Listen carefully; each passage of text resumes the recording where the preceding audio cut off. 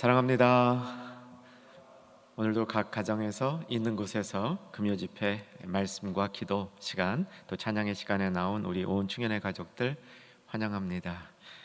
오늘은 예루살렘 찬양대 이중창 또 김희연 선생님의 독창으로 풍성한 찬양이 우리 가운데 있었음을 이날 하나님께 감사드리며 찬양이 우리 모두에게 축복이 되기를 소망합니다.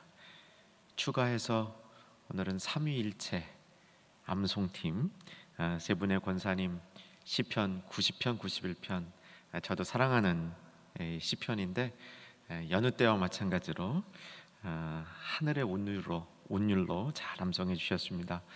계속해서 정말 충현 교회 위에 이런 암송의 전통이 잘 이어질 수 있기를 소망하며 축복합니다. 오늘 말씀의 주제는 예수님이 7절에서 하신 말씀 눈으로 한번 찾아가 보시고요. 네가 거듭나야 하겠다. 네가 거듭나야 하겠다. 이 말씀입니다. 이 말씀을 우리 마음속에 잘 새기면서 내가 거듭났는가? 우리 자녀들이 거듭나야겠다. 우리 주변의 사람들이 거듭나야 되겠다. 이 말씀을 복된 교훈으로 삼는 시간이 되기를 소망합니다. 신년 밑거름 저녁 기도에 잘 참석하고 계십니까?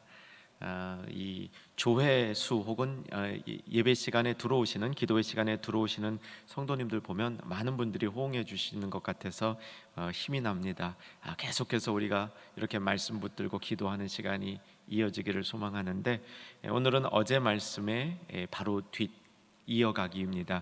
계속해서 요한복음의 말씀으로 저녁 기도회 그리고 저녁 집회 말씀 금요일까지 이렇게 채워 가려고 합니다.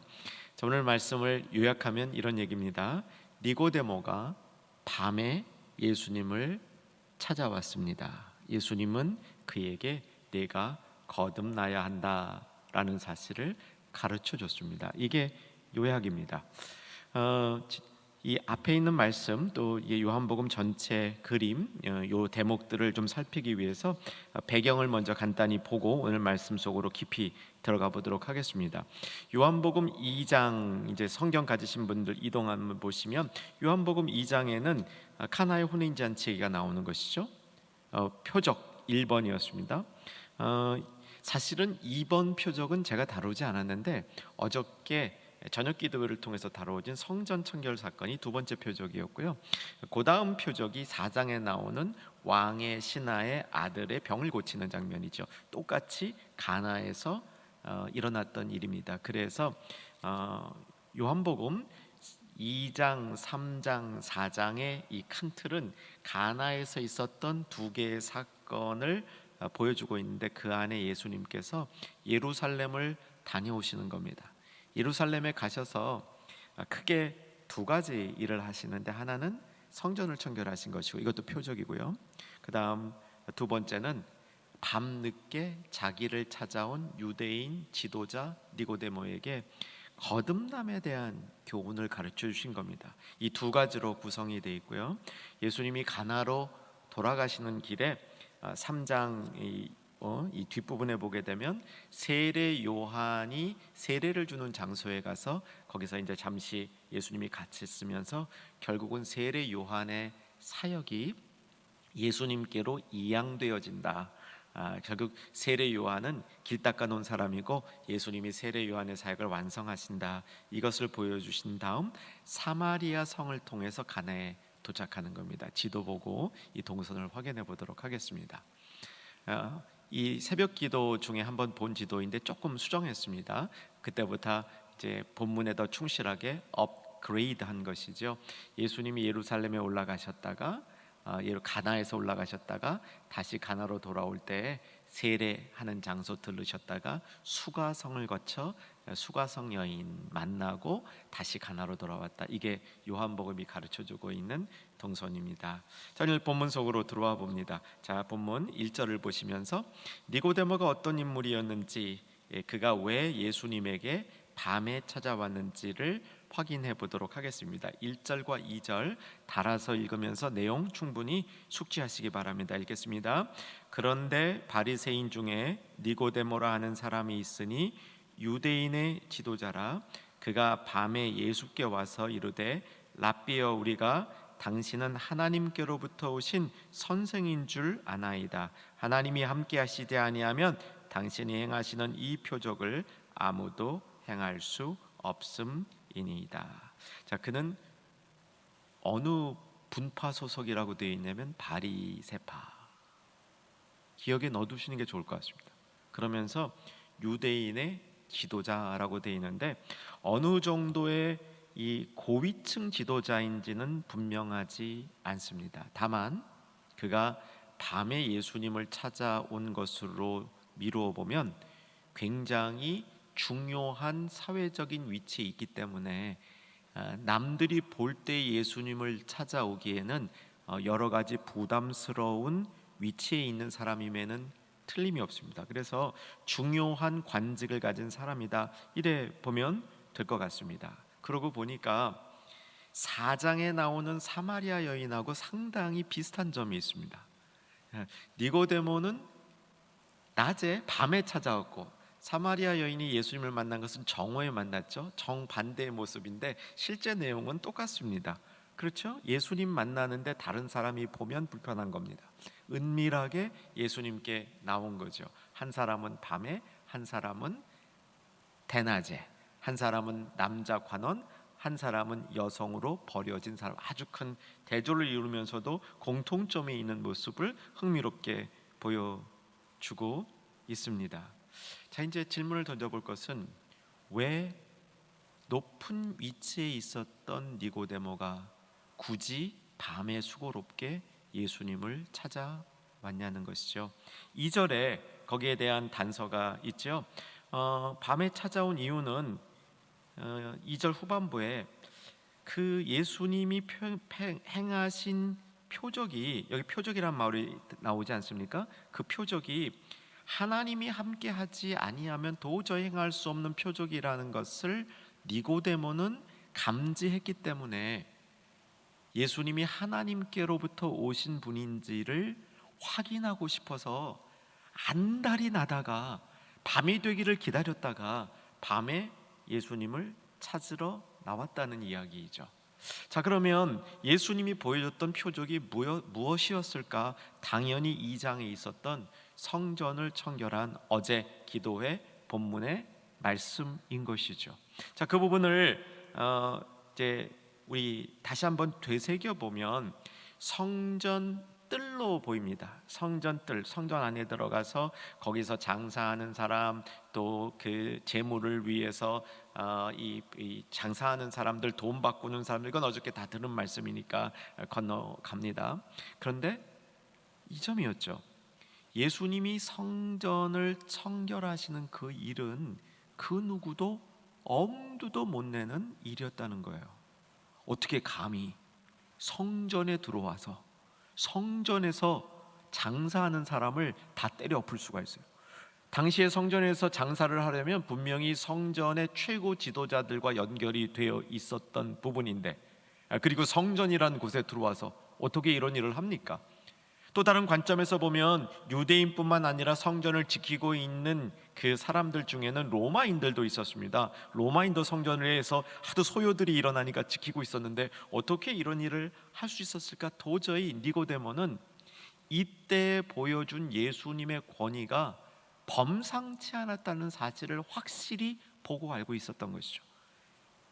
아니, 한 남자가 어떻게 이 일을 감당을 합니까? 떼거지로 와도 안 될 일을. 근데 그 일을 하는 동안 예수님이 보여준 모든 모습과 그의 말과 그의 자태들은 권위가 차고도 넘쳐서 그 카리스마 앞에 다른 사람들이 감히 예수님을 막지 못하는 그런 모습을 보면서 도대체 이게 뭘까? 이런 유의 권위는 본 적이 없기 때문에 너무나 많은 관심을 갖게 된 것이 니고데모의 모습이었다고 할 수 있겠습니다. 자, 정리합시다.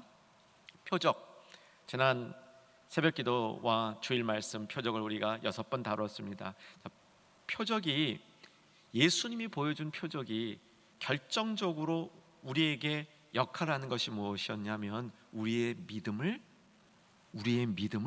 향상시키는 겁니다. 표적이 믿음을 갖게 하지는 않습니다.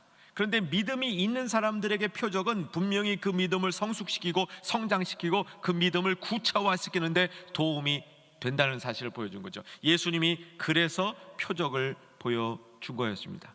어저께 있었던 말씀이었던 성전 청결의 사건에서 예수님이 보여주려던 표적은 사실은 그의 권위, 권세 혹은 외부로 드러나서 성전을 한번 때려엎는 그런 행위가 아니었습니다. 어저께 본 대로 진짜 표적은 뭐냐면 예수님이 죽으시고 부활하실 걸 예견한 거죠. 그가 지을 성전은 사실은 예수님의 몸이 부활할 예수님의 몸이었다. 그렇게 그 표적을 통해서 믿음을 일으키는 요소가 있었던 거죠. 니고데모는 예수님이 말씀하신 그 표적의 진의까지는 알지 못했던 것 같습니다. 그런데 그는 다른 유대인과는 달리 성전을 청결하는 예수님의 권위가 매우 특별했다는 사실은 인식하고 있었습니다.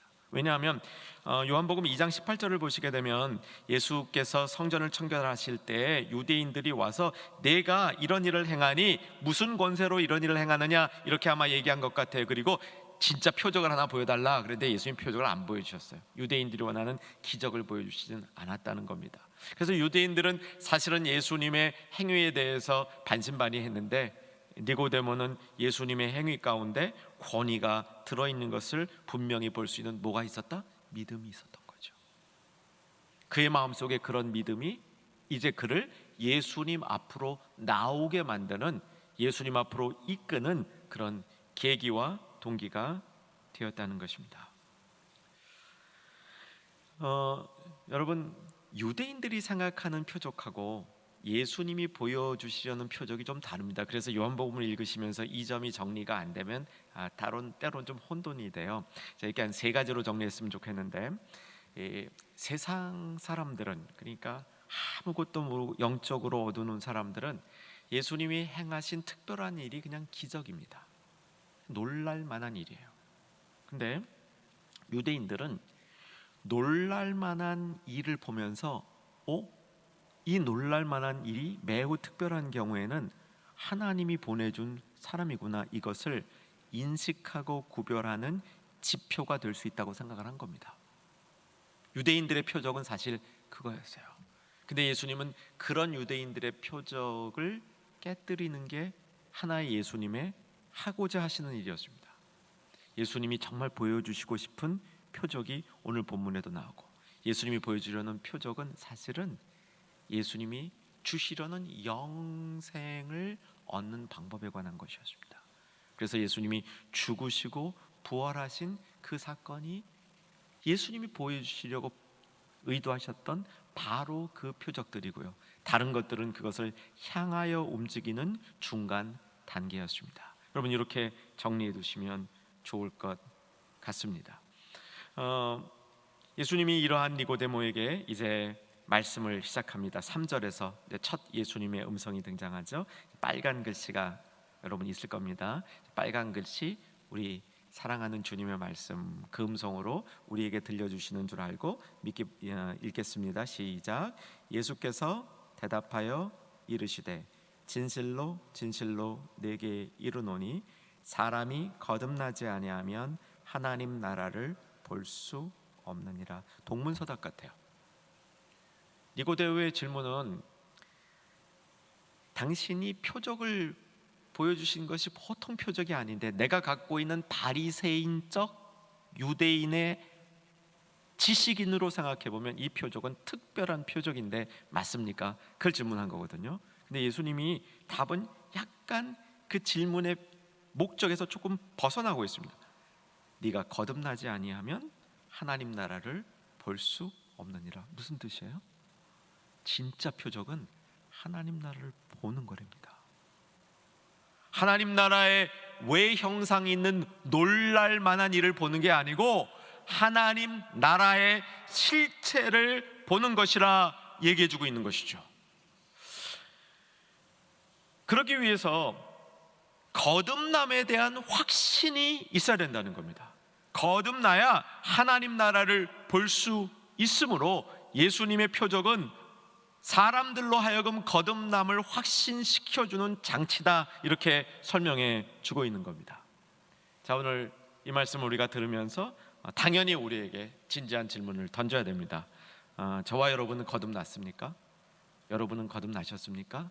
그러실 수 있기를 소망합니다. 그냥 이 질문에 대해서 자연스럽게 네, 맞습니다, 저 거듭났습니다 라고 답하실 수 있기를 바랍니다. 그러면서 한편으로 오늘 말씀을 통해서 내가 거듭난 사실을 조금 더 확인했으면 좋겠습니다, 이런 마음의 도전이 있어야 할 줄로 압니다.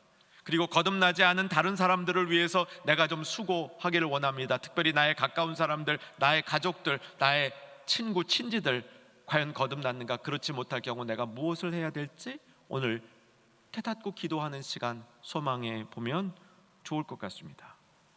유대인의 표적관에 의하면 하나님이 함께하는 사람은 세상이 놀랄 만한 일을 행한다는 거였습니다.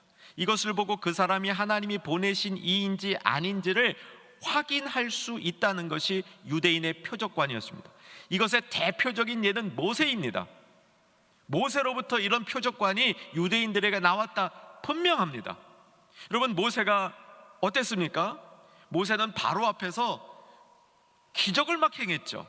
막 그 지팽이가 뱀이 되게 할 뿐만 아니라 10가지 재앙을 막 하면서 기적을 행해대지 않습니까? 이게 모세가 하나님께로부터 온 사람이라는 것을, 하나님이 보낸 사람 모세라는 것을 입증하는 방법이었다. 유대인들은 이 생각에 꽉 차 있었습니다. 틀린 게 아니죠. 뿐만 아니라 이스라엘 백성을 모세가 데리고 광야 생활을 하면서 또 놀라운 일들이 벌어졌죠. 홍해를 갈랐죠. 표적입니다. 이 놀랄 만한 일은 하나님이 이 사람을 보냈다는 증거다, 이렇게 믿었죠.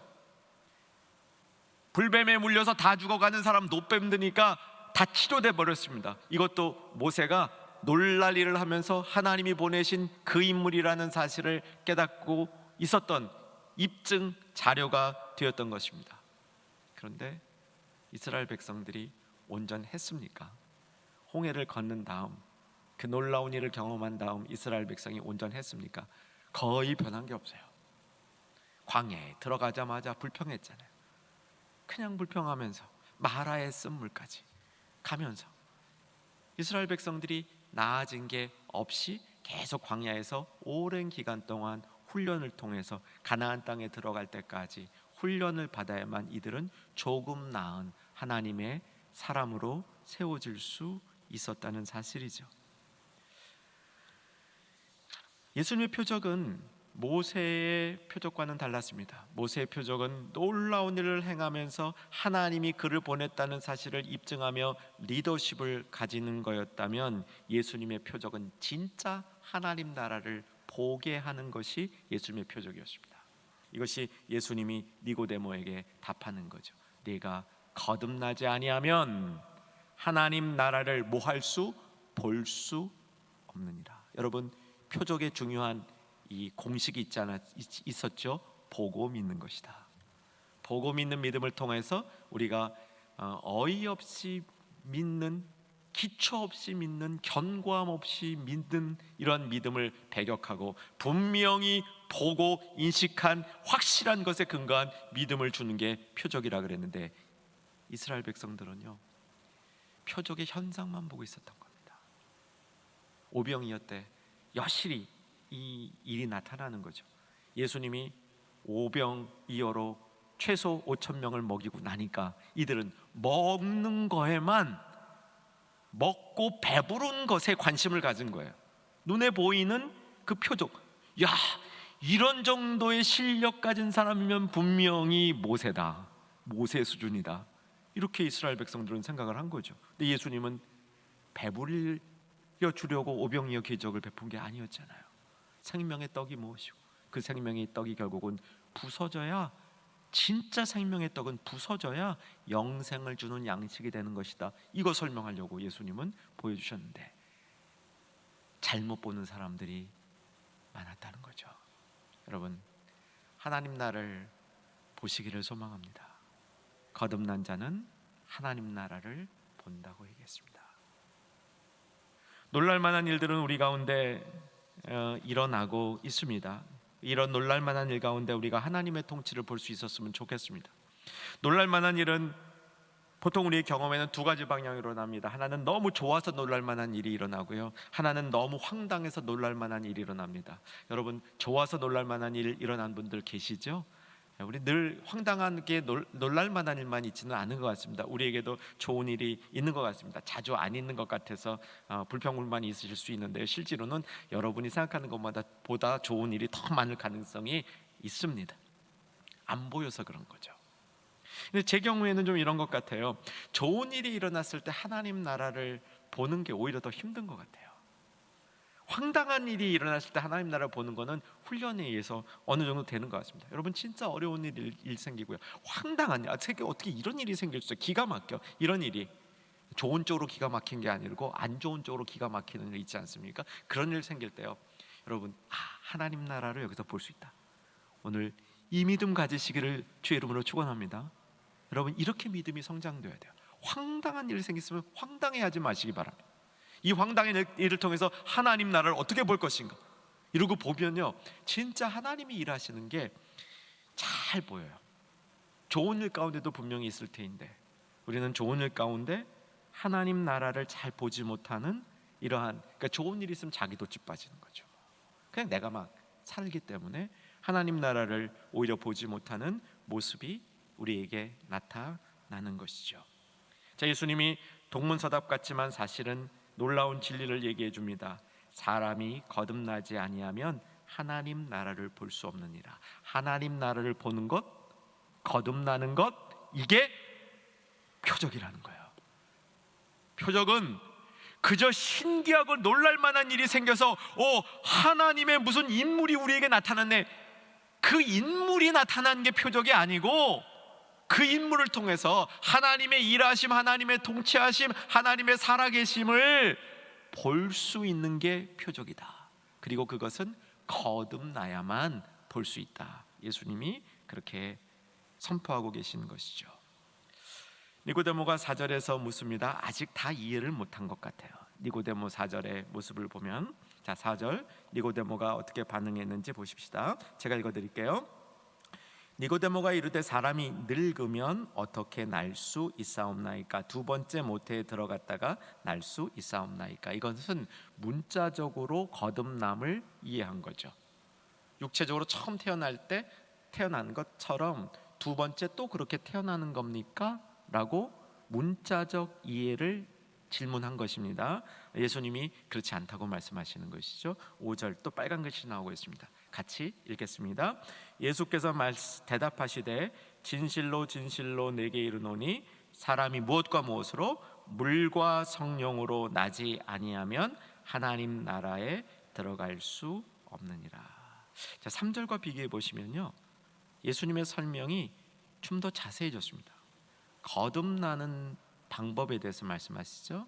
물과 성령으로 거듭난다. 그러니까 부모의 뱃속에 들어갔다 다시 태어나는 문자적 육체적 두 번째 탄생이 아니라 물과 성령으로 거듭나고 있는 특별한 탄생이라는 것을 설명해 주면서, 아까는 하나님 나라를 본다 그랬는데 물과 성령으로 거듭나면 하나님 나라에 어떻게 한다?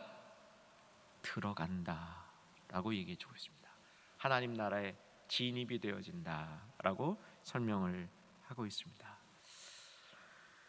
그 다음 6절에서 성령으로 난 것이 무엇인지를 설명해 주고 있습니다. 성령으로, 육으로 난 것은 육이요 영으로 난 것은 영이니. 그러니까 물과 성령으로 난다는 것은 성령으로 거듭나야 나는 세계가 있다는 것을 설명해 주고 있다는 얘기입니다. 이거는 조금 배경이 필요합니다. 배경 설명을 조금 더 해보면, 물과 성령으로 거듭난다는 진리는 우리들에겐 그렇게 쉽게 깨달아질 수 있는 진리는 아닙니다. 그게 그럴 것 같은데 뭔지 딱 이렇게 잘 잡히지 않는 조금 모호함이 있는 진리라고 생각을 합니다. 특별히 믿음이 약한 경우에는 물과 성령으로 거듭난다, 이게 도대체 무슨 소리야? 이렇게 우리들은 생각할 수 있는데, 오히려 성경학자들은 바리새인이었던 니고데모는 이 개념에 대해서 우리보다 더 친숙했을 수 있다라고 설명을 합니다. 그래도 그럴 만한 게 유대인들은요, 물과 성령으로 씻겨진다는 이 개념에 대해서 잘 알고 있었습니다. 구약 성경 에스겔서에 보면 물과 성령으로 씻는다라는 말이 나오죠. 분명하게 나옵니다. 아마 한번 같이 찾고 확인하셔야 될 것 같아요. 에스겔서 36장 이동합니다. 본문 잘 끼워두시고요. 에스겔서 36장으로 가시기 바랍니다. 구약 성경 1208쪽, 구약 성경 1208쪽 에스겔서 36장 25절 이동합니다. 25절, 36장 25절 찾으셨죠? 제가 25절 읽습니다. 맑은 물을 너희에게 뿌려서 너희로 정결하게 하되, 이거 씻는 거죠. 맑은 물로 뿌려서 너희를 정결하게 한다. 물로 씻는 겁니다. 특별히 이때 상징적 영적 의미까지 있는데, 물로 씻는 것은 육체만이 아니라 우상 숭배로부터 벗어나게 한다. 26절 이번에는 영이 나옵니다. 27절에도 영이 나옵니다. 물과 성령 되시겠죠? 자, 26절 27절 같이 달아서 읽습니다. 또 새 영을 너희 속에 두고 새 마음을 너희에게 주되 너희 육신에서 굳은 마음을 제거하고 부드러운 마음을 줄 것이며, 또 내 영을 너희 속에 두어 너희로 내 율례를 행하게 하리니 너희가 그 내 규례를 지켜 행할지라. 다 못 이해한다 그래도요, 성령, 새 영이 내 마음속에 있구나, 내 마음속에 새 영을 둠으로, 나의 영을 두심으로 이 마음이 변화되는구나. 이 성령의 씻음이에요. 물과 성령으로 씻어주는 것 에스겔서에 잘 나오죠. 그 다음에 에스겔서 36장 29절을 보면 이렇게 씻음으로 언약을 갱신해서 내 백성 만들겠다는 겁니다. 그러니까 이게 구원의 개념까지 있는 겁니다. 28절 내가 너희 조상에게 준 땅에서 너희가 거주하면 내 백성이 되고 나는 너희 하나님이 되리라. 언약 갱신이에요.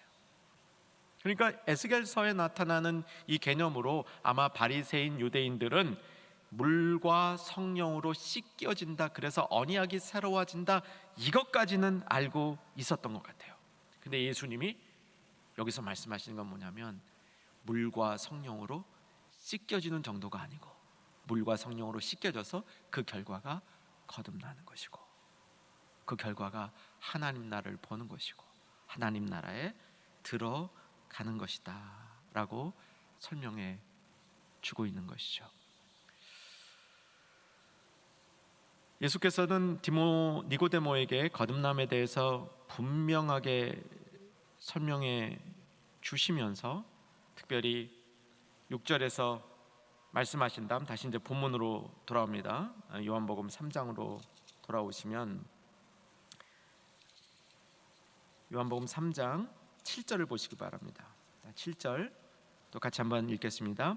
내가 내게 거듭나야 하겠다 하는 말을 놀랍게 여기지 말라. 8절 바람이 임의로 불매 내가 그 소리는 들어도 어디서 와서 어디로 가는지 알지 못하나니 성령으로 난 사람도 다 그러하니라. 현재 비유죠.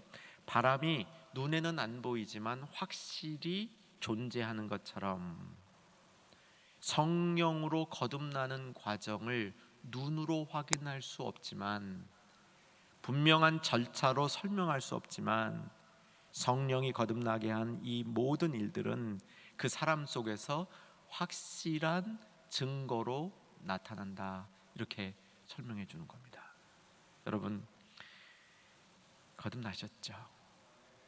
거듭나셨기를 간절히 소망합니다.